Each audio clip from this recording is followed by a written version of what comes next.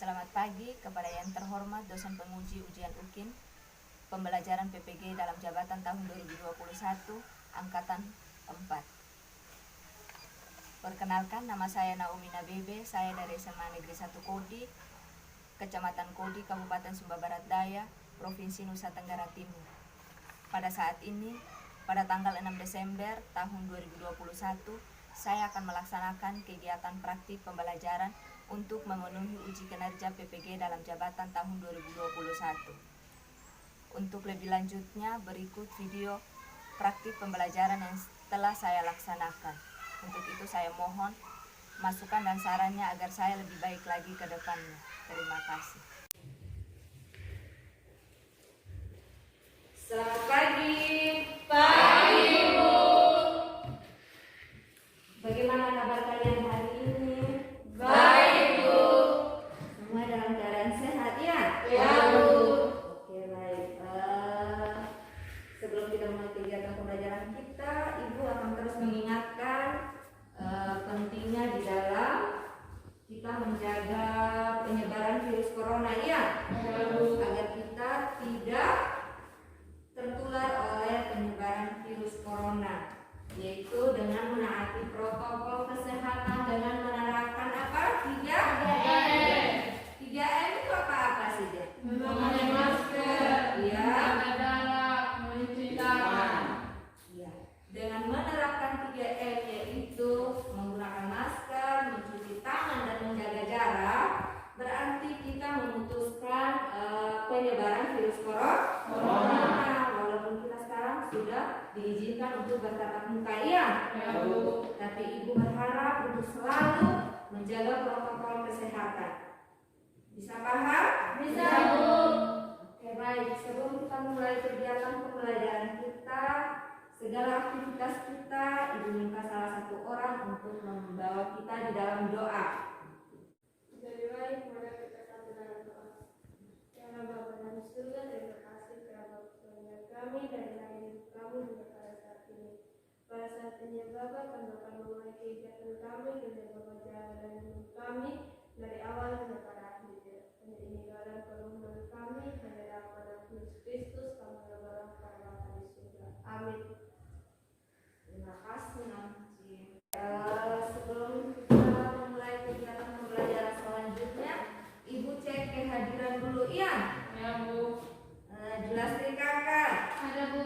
Noncinya kakak, Ada, Bu. Novia Nono, Ada, Bu. Abdel Novaldo, Ada, Bu. Andri Kaha, Ada, Bu. Graciela kakak, Ada, Bu. Yugoslavia, Ada, Bu. Nona Kondo. Ada, Bu. Oke, semua sudah hadir ya. Baik.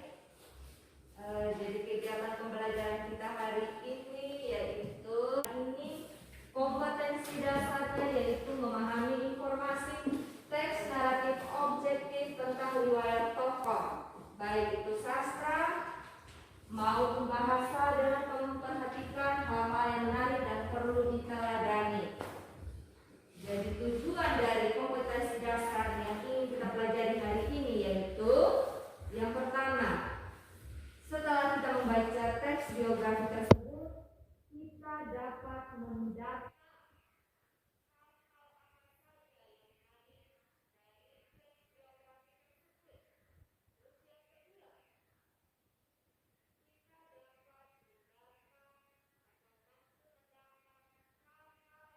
yang dapat diteladani dari seorang tokoh tersebut.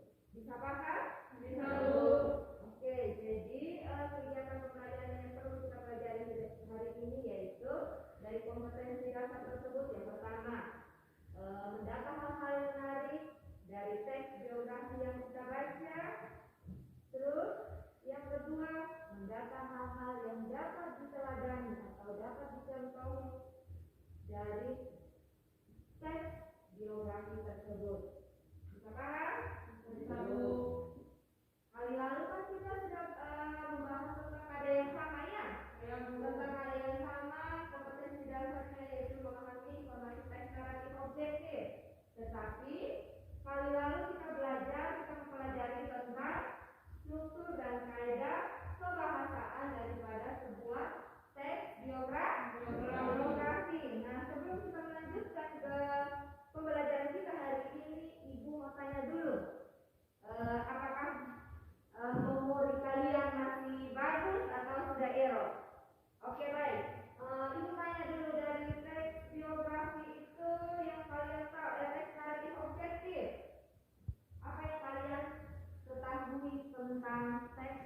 naratif objektif. Teks naratif objektif. Teks naratif objektif adalah rangkaian kalimat yang bersifat narasi atau bersifat menguraikan dan menjelaskan objek yang kita amati. Dalam makna lain, naratif dikatakan sebagai prosa yang subjeknya merupakan suatu rangkaian kejadian.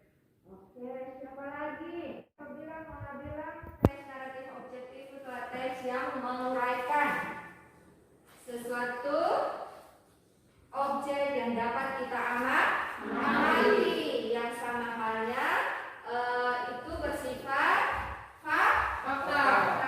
Nah, terus yang kedua, kalau teks biografi, apa itu teks biografi? Siapa yang bisa menjelaskan? teks biografi adalah suatu tulisan yang mengulas mengenai kehidupan seorang atau cerita hidup seorang selama ia masih hidup. Teks biografi hanya mengulas mengenai kenyataan-kenyataan yang terjadi dalam kehidupan seorang dan peran pentingnya kepada lingkungan. Tentang apa? Menguraikan tentang apa atau menjelaskan tentang apa di dalam sebuah teks biografi? Perjalanan hidup seseorang. Tentang perjalanan hidup seseorang. Jadi di dalam teks biografi itu menceritakan perjalanan hidup seseorang. Iya.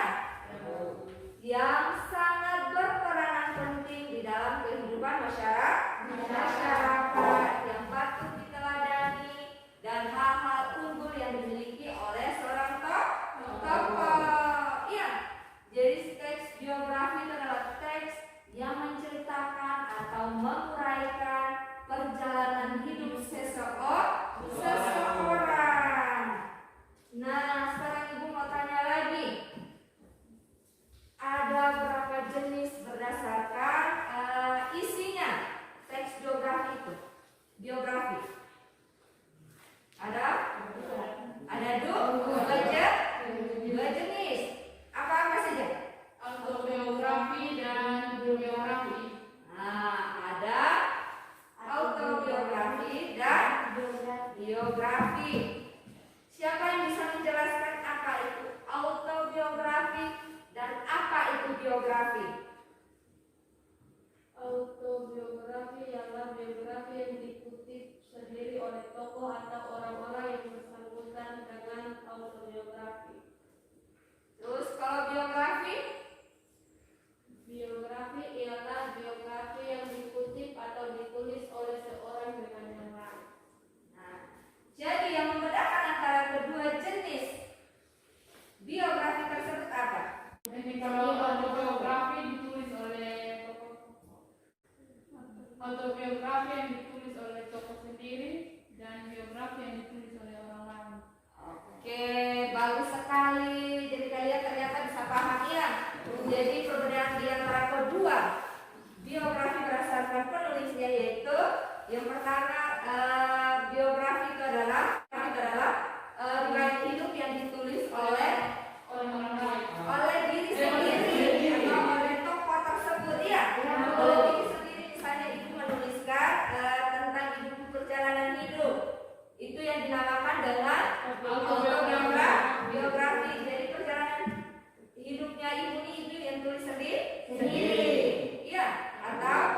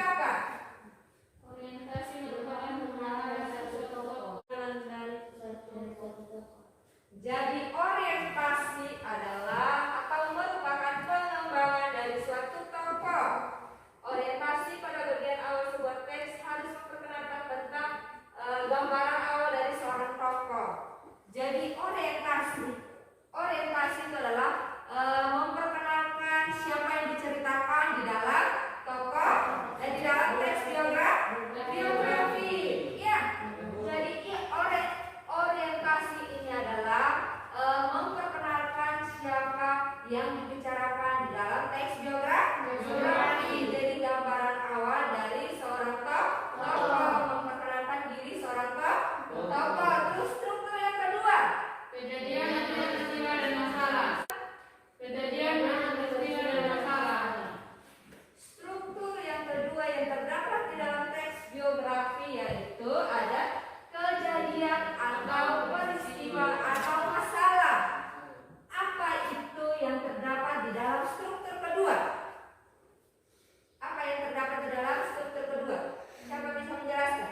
Menjelaskan mengenai suka duka dialami tokoh dan bagaimana seorang tokoh dapat menjadi seperti sekarang ini.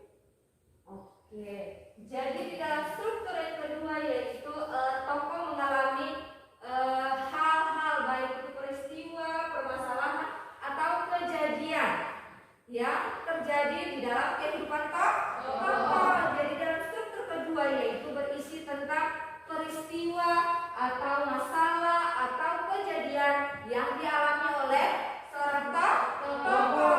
Ya, menceritakan peristiwa apa yang terjadi sehingga ia menjadi dari awalnya menceritakan dari awal kehidupannya sampai bagaimana ia meraih sebuah kesuksesan dan menjadi terkenal. Ya, itu yang terdapat isi daripada struktur yang kedua. Terus struktur yang ketiga, Reorientasi. apa reorientasi? Bagian penutup dari sebuah teks biografi. Oke, jadi struktur yang ketiga yang terdapat di dalam teks biografi yaitu ada reorientasi. Jadi reorientasi berisi tentang bagian penutup dari sebuah teks biografi, yaitu bagaimana seorang penulis, kalau biografi kan dituliskan oleh orang lain, toh? Bagaimana penulis menyimpulkan dari kejadian masalah atau peristiwa yang dialami oleh tokoh. Itu yang dimaksud dengan reorientasi. Kalau orientasi itu merupakan gambaran awal tokoh ya, memperkenalkan tokoh siapa yang diceritakan di dalam sebuah teks biografi.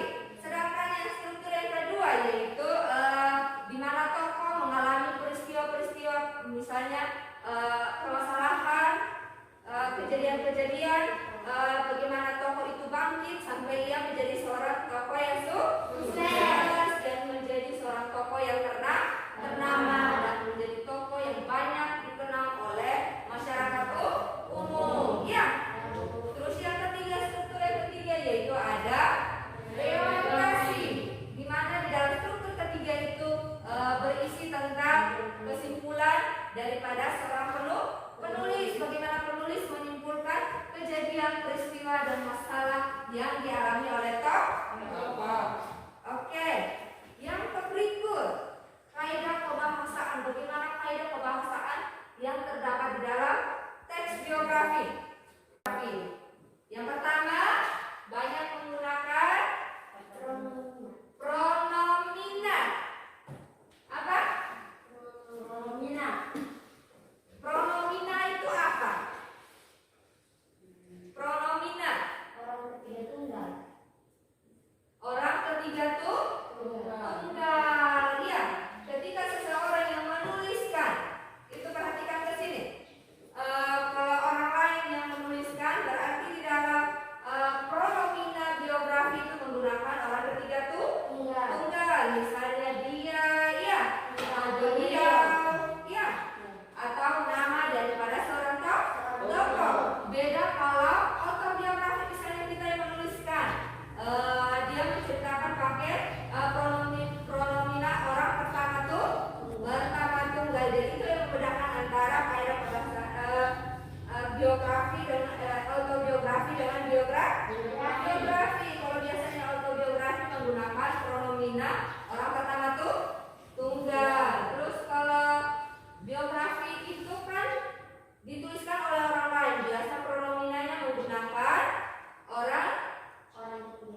orang ketiga tunggal. Contohnya ada Dia,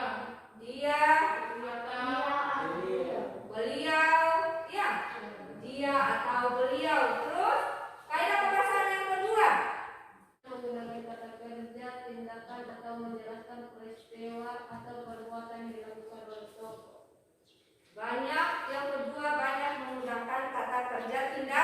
Tindakan. Contohnya seperti apa? Kata kerja tindakan itu seperti apa? berbicara, belajar, membaca, menulis. Nah, itu yang merupakan kata kerja tindakan, yaitu membaca. Membaca itu kata kerja ya? Kata kerja tindakan, sesuatu aktivitas yang kita lakukan. Ya, seperti itu. Terus yang kaidah berikutnya. Banyak menggunakan kata adjektiva untuk memberikan informasi mengenai sifat-sifat tokoh secara rinci. Misalnya, untuk mendeskripsi watak tokoh akan digunakan kata-kata seperti pintar, ulet, rajin, giat. Oke, jadi di kaidah di dalam teks biografi itu banyak menggunakan kata sifat atau kata adjektiva atau kata sifat. Contohnya seperti apa kalau kata sifat? Pintar, Ada pintar, malas, apa lagi? rajin, Senang. giat, Ya, itu merupakan kategori dari kata sifat atau kata adjektiva. Terus yang berikut apa lagi yang berikut? Yang berikut. banyak menggunakan kata kerja pasif dalam menjelaskan peristiwa yang dialami tokoh. Misalnya, dipilih, disuruh, dihitungkan, atau diberi. Oke, yang berikut banyak menggunakan kata kerja pasif. Contohnya apa tadi? Dipilih, disuruh, ditugaskan, diberi. Oke, yang berikut. Yang berikut apa lagi? Tadi menggunakan pronominal. Terus yang kedua menggunakan kata kerja mental. Terus yang berikut menggunakan kata sifat. Terus lagi yang berikut lagi menggunakan kata kerja pasif. Terus kaidah permasalahan yang berikut apa? Banyak menggunakan kata sambung, kebanyakan atau nominal yang berkaitan dengan urutan waktu. Oke, banyak menggunakan kata sambung atau kata penghubung. Contohnya seperti apa? Selanjutnya, Nah, selama, saat itu. oke, itu yang merupakan kata sambung antara kalimat yang di belakang dengan kalimat yang di depan. Jadi ada berapa kaidah pembahasan dari kaidah teks biografi? Ada 6. Ada 6. Apa-apa saja tadi? Menggunakan kata ganti, Menggunakan kata ganti atau pronominal. Terus yang kedua menggunakan kata kerja tindakan. Terus yang berikut menggunakan kata adjektiva, kata adjektiva atau kata sifat. Terus yang berikut banyak menggunakan kata kerja pasif, banyak menggunakan kata kerja pasif dan banyak menggunakan kata penghubung.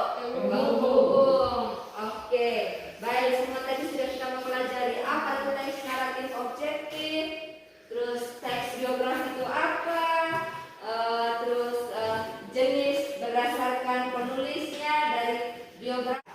Sekarang kita masuk ke mendata hal-hal yang menarik di dalam teks biografi, hal yang menarik dan dapat diteladani dari teks biografi tersebut. Oke, baik. Ibu akan menampilkan sebuah teks biografi. Di situ kalian setelah kalian membacanya baik-baik, kalian memahaminya baik-baik, setelah kalian berdiskusi, mendiskusikan hal apa saja yang terdapat di dalam, hal menarik apa saja yang terdapat di dalam teks biografi, terus yang patut diteladani daripada teks biografi tersebut. Yang misalnya yang patut diteladani, yang patut kita contohi, ya. Yang pastinya yang patut kita contohi. Terus hal menarik dalam kehidupan tokoh itu apa, ya? Bisa paham? Sekarang kalian silakan duduk berkelompok untuk kalian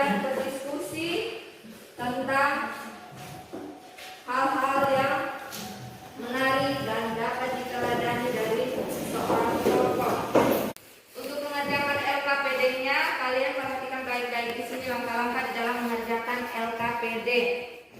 Yang pertama, kalian membacanya, pahami baik-baik, terus mencatat hal-hal yang positif daripada riwayat tokoh tersebut yang diceritakan dalam teks biografi.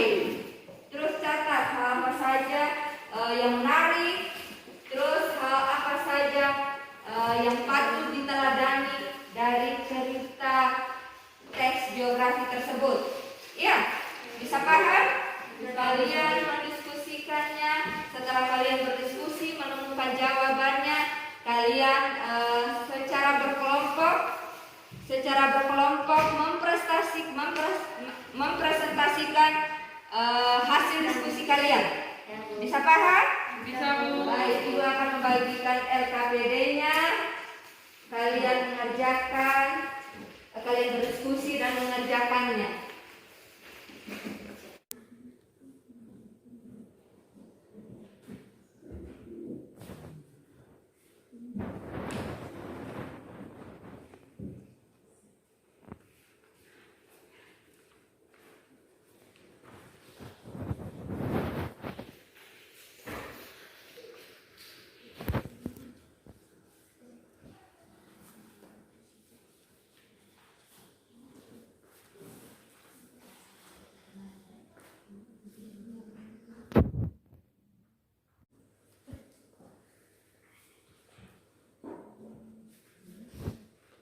Sudah selesai? Sudah, Bu. Kelompok 1? Sudah, Bu. Gimana kelompok 1? Sudah? Nah, setelah kalian berdiskusi, kegiatan selanjutnya kalian mempresentasikan hasil diskusi kelompok kalian. Iya, baik itu dari kelompok 1 maupun kelompok 2. Di mana ada kelompok yang mempresentasikan, di situ ada kelompok yang menanggapi apa yang menjadi kekurangan daripada diskusi kelompok yang mempresentasikan. Oke, kelompok 1 silakan mempresentasikan hasil diskusi kalian. Terima kasih untuk kesempatan yang diberikan kepada kami kelompok 1. Kami akan mempresentasikan hasil diskusi kami, yaitu hal-hal yang dapat diteladani dari tokoh B.J. Habibie adalah yaitu disiplin bagi waktu, rasa ingin tahu, penuh pengertian, dan peduli keluarga. Dan hal-hal yang menarik dari tokoh B.J. Habibie adalah yaitu gemar membaca, cerdas dan religius, raih gelar doktor di Jerman, menjabat sebagai Wapres perusahaan penerbangan di Jerman, menjadi pimpinan PT Dirgantara Indonesia, Presiden ketiga RI, penemu teori faktor Habibie, mendapatkan penghargaan di luar negeri, dan yang terakhir mendesain pesawat militer. Sekian dan terima kasih. Mungkin ada tanggapan dari kelompok 2. Saya persilakan. Bagaimana? Kelompok 1 sudah mempresentasikan hasil diskusinya, hasil dari diskusi kelompoknya. Sekarang bagaimana dari kelompok 2? Apakah ada yang ingin kalian tanggapi dari hasil presentasi daripada kelompok 1? Terima kasih atas kesempatan yang diberikan kepada kelompok kami. Kami dari kelompok 2 akan menanggapi hasil presentasi kelompok 1. Tadi kelompok 1 sudah menyebutkan hal yang menarik dan juga hal yang diteladani. Di sini kami mohon untuk menunjukkan kutipannya terhadap hal-hal yang sudah disebutkan oleh kelompok 1. Terima kasih. Oke, baik. Itu yang ditanggapi oleh kelompok 2. Kelompok 2 meminta kalian tadi kan hanya menyebutkan hal-hal yang tapi tanpa menjelaskan yang menjadi kutipan, yang menjadi pendukung daripada hal yang kalian sebutkan. Sekarang kelompok 2 meminta kejelasan daripada hal-hal kutipan dari hal-hal yang kalian sebutkan. Oke, bagaimana kelompok 1? Silakan menjawab pertanyaan pertanyaan daripada kelompok 2.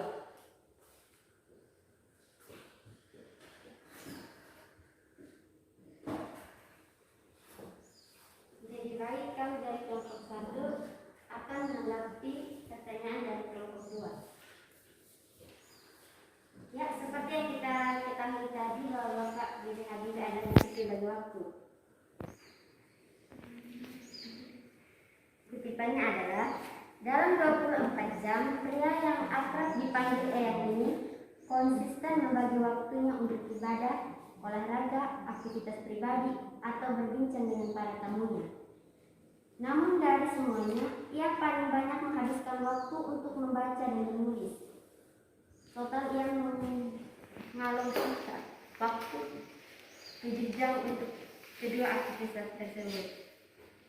Sedangkan rasa ingin tahu, untuk memuaskan rasa ingin tahunya, maka ia banyak membaca buku saat malam hari. Hal ini berhubungan dengan kebiasaannya yang hampir tidur dalam waktu cukup singkat, hanya 5 jam. Bagaimana kelompok 1? Kelompok 2? Sudah puaskah, sudah paham akan apa yang sudah dijelaskan oleh kelompok 1? Puas, Bu. Oke, baik. Sekarang waktunya kelompok 2. Setelah tadi kelompok 1 sudah mempresentasikan, sekarang kelompok 2 lagi mempresentasikan apa yang menjadi hasil diskusi kalian. Kasihkan tepuk tangan dulu, apresiasi. Kalian sudah mempresentasikan dengan sangat bagus. Di sini ada mempresentasikan dan juga ada yang menanggapi. Itu kalian sudah sangat bagus. Bagaimana pemahaman kalian di dalam teks geografi, bagaimana menanggapi dan bagaimana kalian mempresentasikan. Oke, baik. Sekarang kita kembali ke sini. Tadi kan saya tentang teks biografi ya. Tentang teks biografi B.J. Habibie. Yang pertama hal yang dapat kita teladani dari seorang tokoh B.J. Habibie, yaitu dia disiplin bagi waktu. Dia bisa di waktu yang sama. B.J. Habibie baik itu ibadah, olahraga, aktivitas pribadi atau pekerjaan tamunya, ia maunya bisa berbagi waktu dengan waktu yang sama. Tidak ada satu kegiatan pun yang terabaikan. Itu yang dimaksud dengan hal yang dapat diteladani dari seorang tokoh B.J. Habibie. Disiplin bagi waktu. Kalau kita sekarang ini kan, kalau satu pekerjaan yang sudah kita kerjakan, pasti kita tidak akan kerjakan pekerjaan yang lainnya. Tetapi seorang tokoh B.J. Habibie ini pintar membagi waktu, disiplin bagi waktu.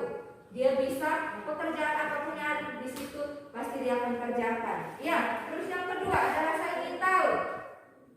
Ini adalah rasa ingin tahu tuh hal yang dapat kita teladani. Contohi, jangan karena kita misalnya kita suka satu hal, tapi kita tidak mau ingin tahu lagi yang lebih lanjut ya. Tetapi B.J. Habibie ini penasaran, misalnya ada sesuatu hal yang tidak dia pahami, pasti dia akan cari dan sampai temukan jawabannya. Itu yang perlu dapat kita teladani dari seorang tokoh B.J. Habibie. Jadi kita perlu tanamkan itu rasa ingin tahu. Jangan hanya menunggu dikasih tahu baru kita tahu apa jawaban daripada hal yang kita tidak tahu. Iya, tanamkan itu di dalam diri kalian, rasa ingin tahu dalam berbagai hal. Entah itu dalam ketika kalian berhadapan dengan soal-soal, jangan acuh tak acuh. Ada persoalan yang mungkin kalian tidak tahu, jangan acuh tak acuh.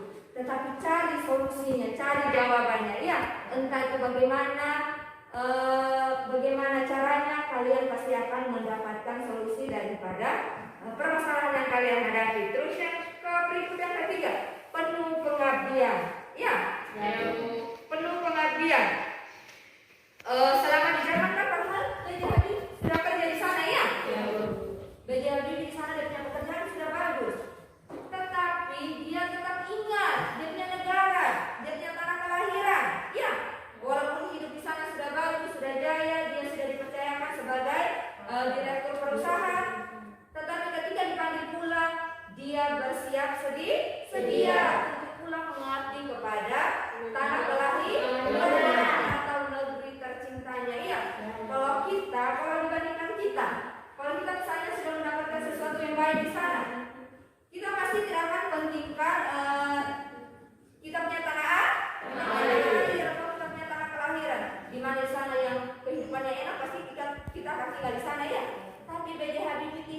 dia perlu pengabdian kepada negaranya. Ya. Terus yang berikut, yang keempat, peduli keluarga. Walaupun sesibuk-sibuk apapun dia tetap meluangkan waktu untuk keluarganya. Kalau kita di zaman kita sekarang, ya, kita punya bapak-bapak. Kalau bapak-bapak sebentar kalau sudah sibuk dengan satu pekerjaan, pasti dia tidak akan ada waktu untuk anak dan istrinya di rumah. Nah, ya, tetapi B.J. Habibie walaupun sudah menjadi kehidupannya sudah bagus, sudah baik, tetapi B.J. Habibie tidak pernah mengabaikan daripada keluarganya. Ya, dia selalu peduli keluarga. Dia selalu menyempatkan waktu, meluangkan waktu untuk berbagi dengan keluarga. Terus hal yang menarik dari tokoh B.J. Habibie, yang pertama gemar membaca. B.J. Habibie sangat gemar membaca dari kecil, ya, Bu, sehingga menjadi seorang yang sampai menemukan penemu teori faktor Habibie. Dan itu apa? Jadi kita sebagai sekarang kita ini harus membaca, karena dari sumber membaca itu di dalam kita membaca kita akan mendapatkan berbagai ilmu, ya, dari sumber manapun. Ya, intinya kita biar membaca, ya, kita akan mendapatkan segala informasi dari kita membaca. Terus yang kedua, cerdas dan religius. Yang kedua, cerdas dan religius. Dia sudah pintar. Walaupun dia pintar, dia tidak mengabaikan untuk beribadah. Ya, dia tidak sombong, dia tidak pernah menyombongkan karena dia sudah cerdas, dia sudah pintar, tetapi itu dia tidak pernah menyombongkan. Dia selalu menyempatkan waktu untuk beribadah. Terus yang berikut, dia menjadi presiden ketiga untuk negara Indonesia. Oke, baik, itu dari hal yang dapat diteladani menarik dari teks biografi B.J. Habibie. Oke, baik, jadi kegiatan pembelajaran kita cukup sampai, tapi sebelum ibu mengakhirinya, ibu meminta salah satu orang untuk menyimpulkan kegiatan pembelajaran kita hari ini. Tadi sepanjang hari ini kita belajar tentang apa? Ayo, siapa yang mau menyimpulkan? Andi.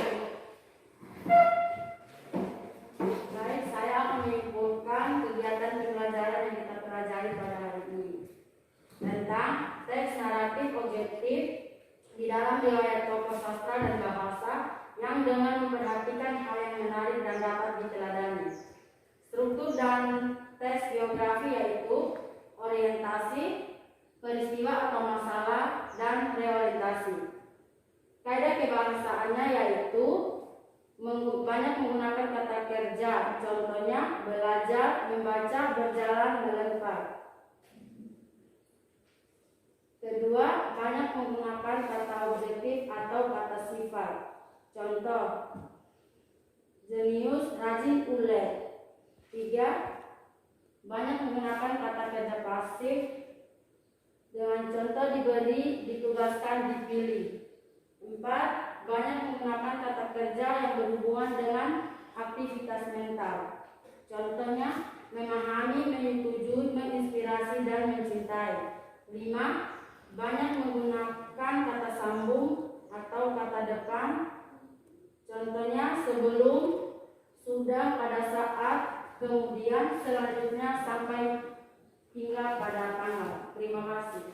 Oke, baik. Tentang untuk baik, kegiatan selanjutnya untuk pertemuan berikut kita akan mempelajari tentang menyusun teks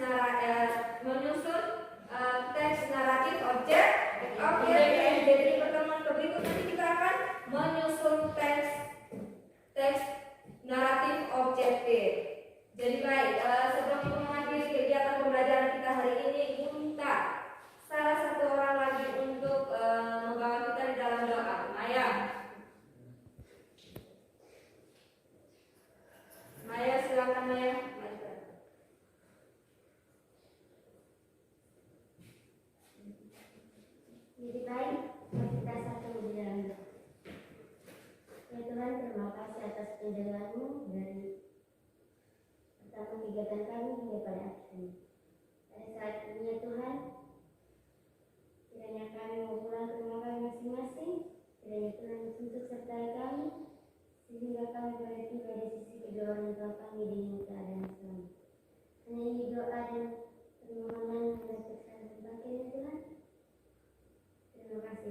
pertanyaan.